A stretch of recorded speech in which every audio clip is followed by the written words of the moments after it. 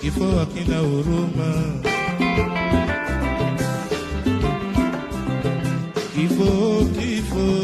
Kifo hakina huruma. Japo sauti yake ilikuwa na uwezo wa kupaa na kupenya na ikasikika mbingu zote, lakini maombi yake kwa malaika mtoa roho hayakuweza kutimia. Masikini Remi alitamani ikifika siku yake ya kifo, basi malaika mtoa roho amtaarifu ili na yeye ajiandae, na kwa miguu yake atakifata kifo chake, lakini ikawa nje ya mapenzi ya Mwenyezi Mungu. Kifo hakina huruma. Kifo hakikumfata Remi kistaarabu, hakikumfata akiwa kitandani nyumbani kwake. Kweli kifo hakina huruma. Kifo kimetufanya tuhesabu mwaka 2019 ukiwa ni mwaka wa 9 sasa tangu kifo cha Remi Ongala. Disemba 13 mwaka 2010 ndio Remi aliitoa pumzi yake ya mwisho. Sasa hivi maisha ya Remi Ongala yamekuwa ni hadithi itakayosimuliwa bila kuisha kwa maelfu ya vizazi vijavyo.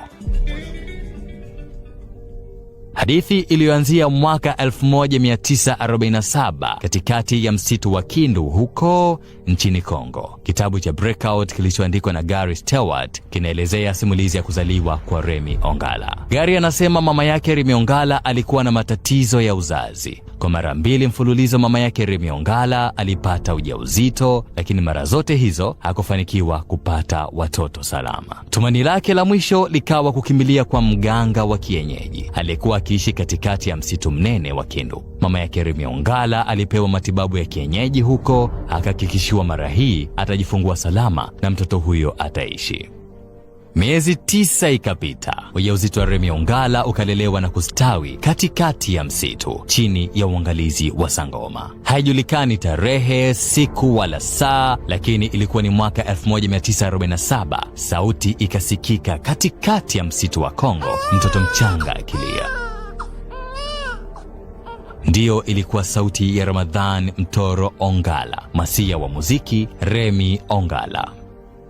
Mama yake akaitazama sura yake Remi, akatabasamu kwa furaha. Hatimaye sasa amepata mtoto. Lakini alipozaliwa Remi, jambo moja likaonekana kuashiria si mtoto wa kawaida. Alizaliwa na meno mawili ya mbele. Haikuwa jambo baya, walitafsiri kuwa ni dalili kuashiria kuwa Remi alikuwa ni mtoto wa kipekee. Sangoma akamgeukia mama yake Remi, akatoa sharti ambalo Remi hatotakiwa kulivunja siku zote za maisha yake. Mganga akasema Remi ili aishi hatakiwi kunyoa nywele zake hata siku moja.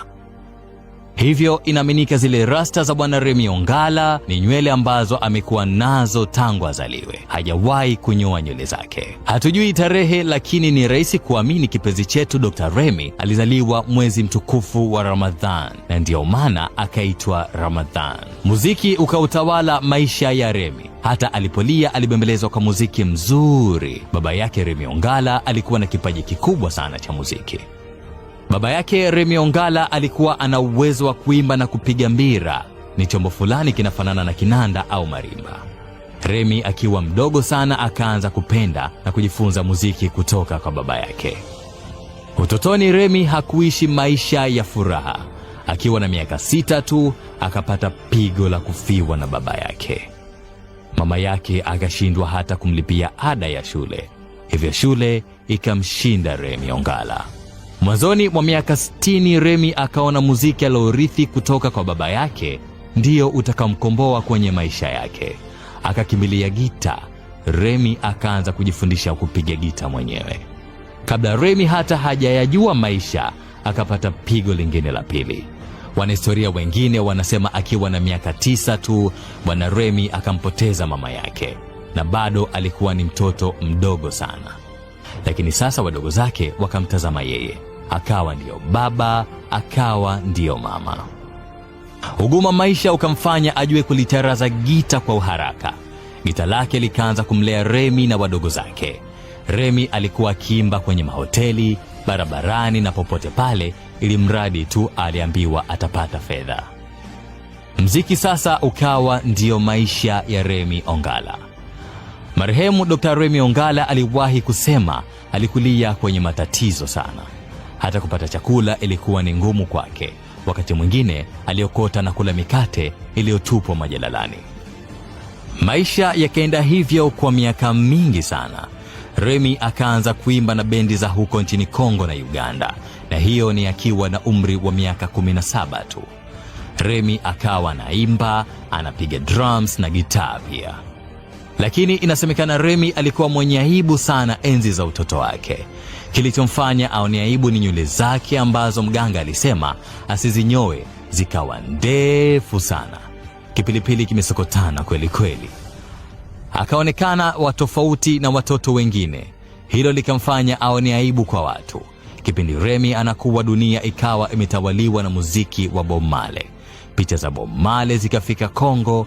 Remi akapenda muziki wa Bob Marley na akapenda mtindo mpya wa nywele za Bob Marley pia. Sasa Remi akaona nywele zake alizokuwa anazonea aibu, sasa ni bora azisokote tu ili na yeye awe kama Bob Marley. Hapo ndipo Remi akaweka rasta sasa. Sauti ya Remi Ongala ni miongoni mwa sauti maarufu za ukombozi wa mtu mweusi. Sauti iliyotetea masikini na wanyonge.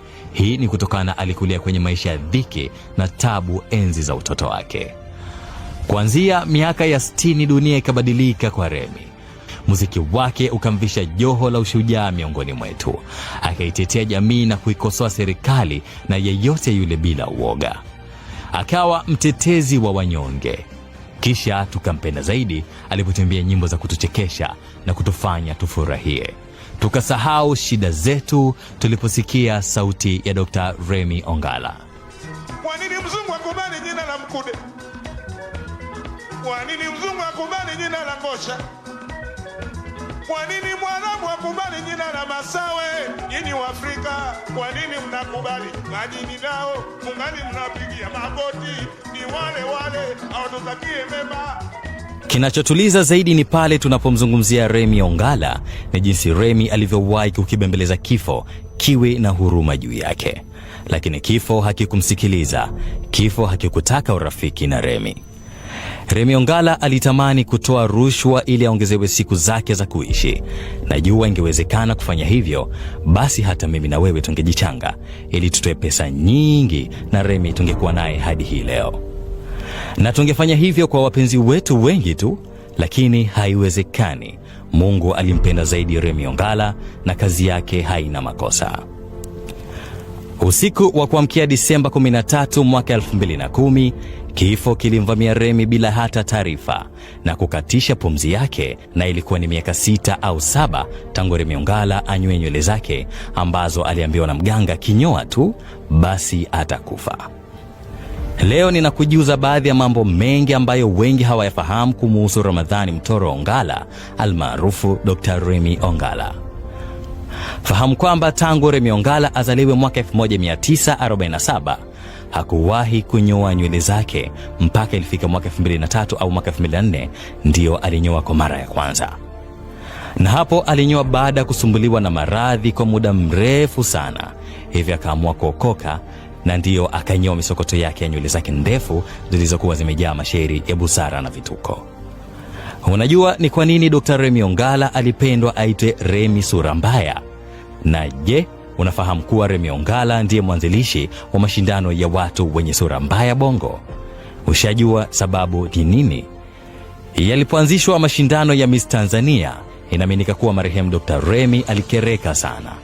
Remi aliona ni mashindano yatakomdhalilisha mwanamke, na pia akaona ni tamaduni za kuiga wazungu. Eti tuwashindanishe vimbaumbao na kusema wao ni wanawake wazuri Tanzania. Kwanza kwa nini tuwabague matipwatipwa? Dr. Remi Ongala akawa mbunifu zaidi. Akapinduka kivyake na kuleta mashindano ya watu wenye sura mbaya. Remi akamini yeye ndiyo mtu mbaya zaidi Bongo. Kumbe kuna watu huko mtaani wana sura zao nzito, sura pana na za kushangaza. Remi alidhani angeshinda mashindano hayo ya sura mbaya, lakini akakutana na mbabe wake Masudi Sura Mbaya. Masudi ana sura yenye mikunjo, mabonde na makunyazi. Remi akapigwa knockout, hakuamini alichokiona. Najua wengi walikuwa hawajui kuwa Remi alianzisha mashindano ya sura mbaya kwa sababu ya kuchukizwa na mashindano ya Miss Tanzania. Kuna watu wanadhani kuwa mambo ya kufungiwa nyimbo na BASATA yameanzia kwa kina Diamond na kina Gigimani, lakini sio kweli. Dr. Remi Ongala aliwahi kutoa wimbo ulioitwa Mambo kwa Soksi. Lilikuwa ni fumbo zito akiwahimiza watu kuvaa kinga wakati wa tendo ili kujikinga na ukimwi. Mambo kwa Soksi. Ilikuwa ni mwaka 1990. Radio Tanzania ikasema haiwezi kupiga wimbo huo.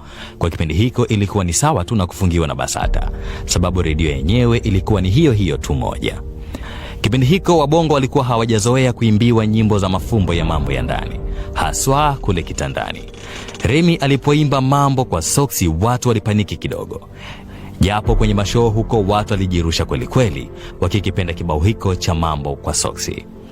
Sasa jiulizi kama enzi hizo wangesikia hizi nyimbo za siku hizi za penzi letu, baiskeli, kaa bomba la mbele, ingekuwa je?